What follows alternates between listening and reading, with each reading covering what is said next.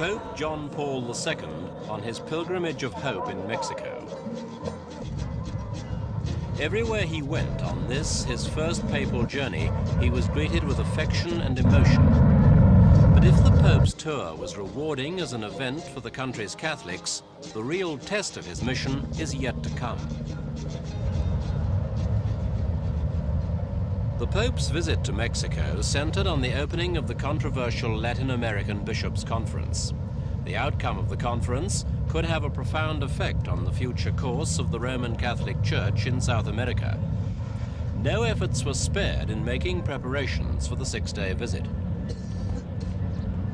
While the Pope in Rome was setting himself a heavy program of appointments, masses, and meetings, the Roman Catholics in Mexico were already throwing themselves into the spirit of his forthcoming visit.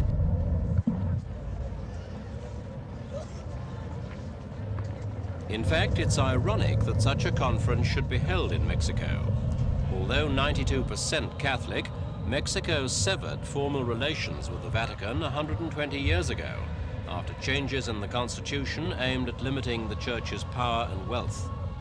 The antagonisms are less virulent today, but any government official who enters a church to worship does so at the risk of ruining his career. According to the anti-clerical Constitution, priests are still banned from wearing their robes when they're off consecrated ground. Even the Pope, theoretically, could be fined 50 pesos, about $2 for saying Mass in public and wearing his papal dress. Repairs and finishing touches were carried out on all the buildings the Pope was scheduled to visit. In spite of the poverty in Mexico, Roman Catholics were happy to spare no cost in making their holy leader's stay a memorable one.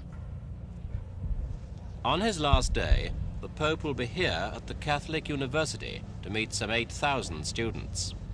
300 million of the world's 700 million Roman Catholics live in Latin America, but there's a desperate shortage of priests in the region, and with this in mind, the Pope would call upon the university students to give themselves to the service of God.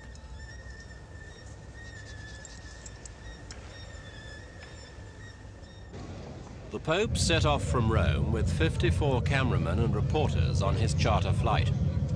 There was a casual and unprecedented papal press conference on board to try to find out just what his mission involved, what kind of lead the Pope would give in the long-standing conflict between church and state in many parts of South America. Once there, he would be expected to speak out on the plight of the poor and to indicate what role churchmen should take in securing social justice for the oppressed. Not only what he said, but how he said it would be vitally important to the continent's Roman Catholics. A point many missed was that when Pope John Paul arrived in Mexico City, it was at an airport named after a president famed for promulgating harsh anti-Catholic laws.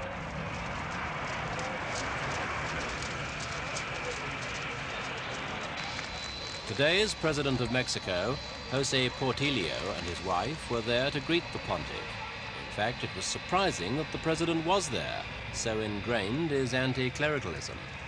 Indeed, Portillo was under considerable pressure from his government not to see the Pope at all.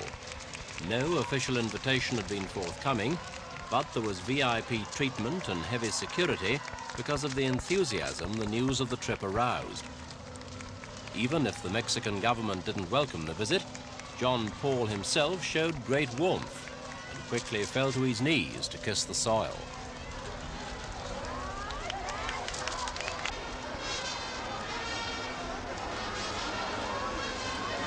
The Pope was immediately mobbed by frenzied photographers and newsmen who had to win a running fight with both security men and each other.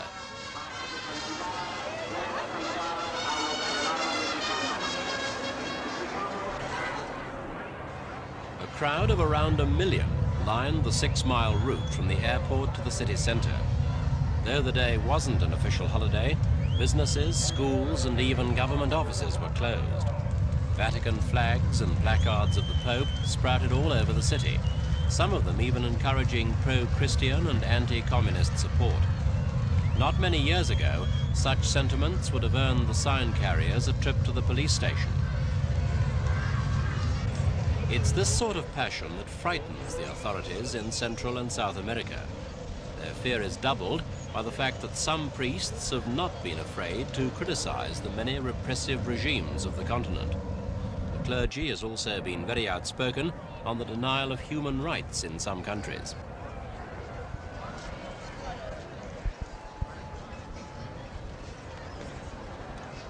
Catholicism was established in Mexico in 1524 by a dozen Franciscan friars who befriended the conquered Indians.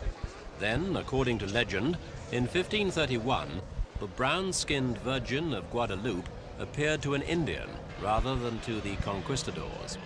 A nationalistic cult was born, and even today, Mary often outranks Jesus Christ in Mexican adoration.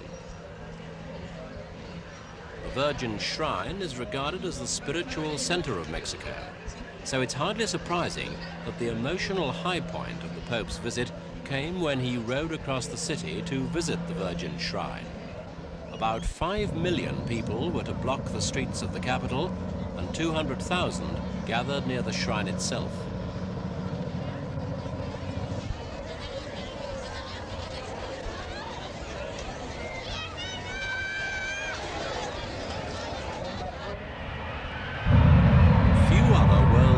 can ever have received such an overwhelming reception.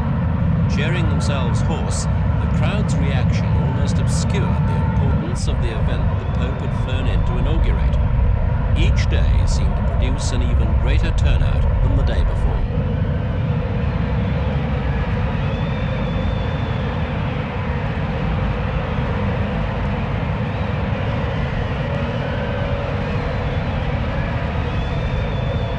Even before his election, it was obvious that the future Pope John Paul II possessed formidable political skills.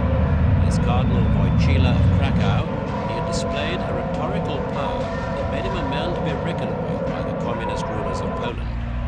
But it was his humility and charm that endeared him to his own people, and it was soon apparent that he could do just the same in Mexico.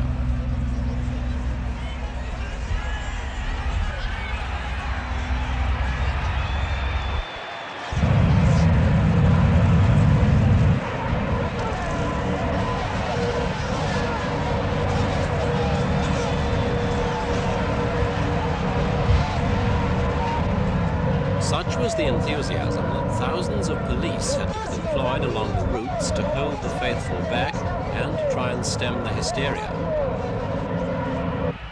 For many weeks, John Paul had spent up to an hour a day brushing up his Spanish in preparation for the many speeches and masses he'd be giving. The problems that the Roman Catholic Church faces in Latin America present a challenge a new pope might have been tempted to avoid. But John Paul II, who has described himself as a traveler of peace and hope, and have had no doubts about making the visit. So great was the impact he made everywhere he went.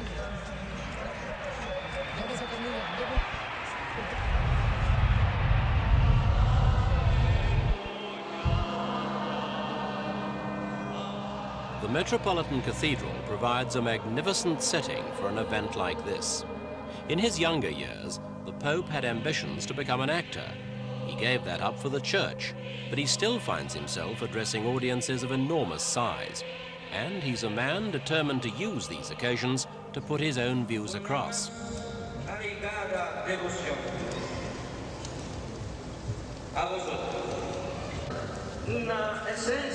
In the earlier addresses of his tour, he gave hints that he's a conservative, at least by the standards of turbulent Latin America, where the issue of religion in politics has become such a hotly debated topic.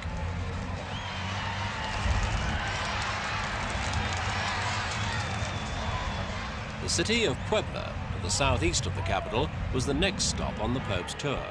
And it was here that the Church's involvement in politics was to be examined in detail by the CELAM conference. But before the serious talk, the Pope was greeted by the excited people of Puebla, with an estimated 2 million of them packing the 10-mile route taken by the papal convoy.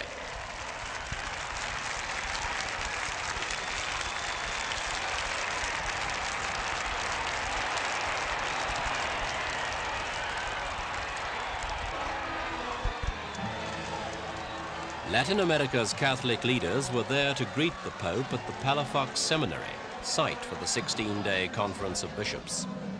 The atmosphere was cordial, but there was speculation behind the scenes that there could be storms ahead. Conservatives and the progressives among the Latin American clergy are involved in the theological dispute about how far the Church should involve itself in politics, and the Pope himself was now about to enter that debate.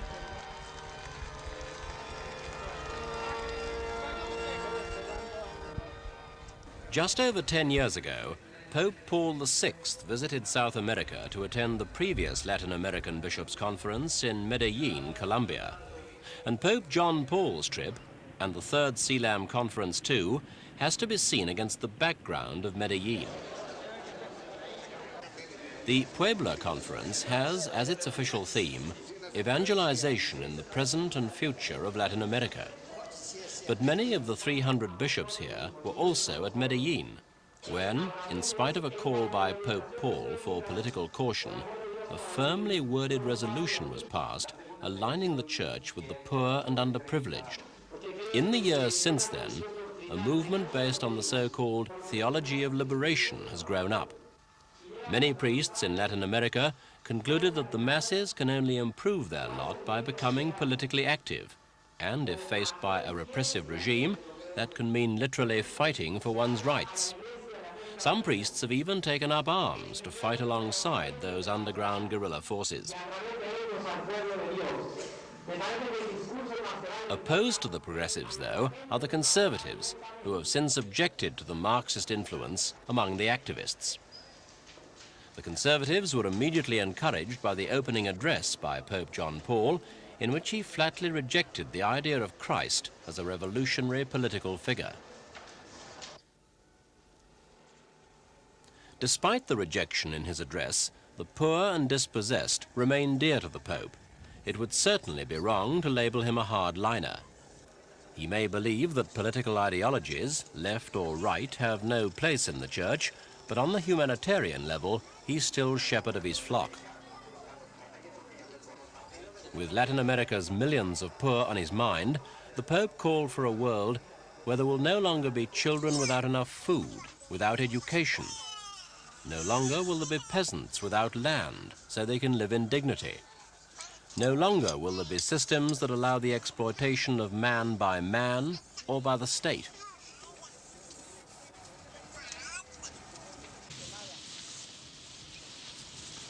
This Pope is clearly sensitive to social ills and human rights issues, and he's also spoken out firmly in favor of the claim of anyone who's baptized a Christian to have a Christian education, a gesture of defiance towards those anti-clerical governments who would put an end to all religious teaching. He sees people threatened by poor health conditions, poverty, illiteracy, and undernourishment. Governments, he said, should adopt intelligent, daring and persevering family policies. But there should be no more moves towards divorce, contraception or abortion, which he insists only help to destroy first family and then society. The fate of Latin America's poor was mentioned by the Pope during a mass he celebrated in Puebla during his stay in the city. He referred to the humble shacks of the peasants, the Indians and the immigrants, and said the Church must help to remedy the widespread poverty and ills throughout the continent. Human dignity, he said, is a value enshrined in the Gospels and cannot be despised without offending the Creator.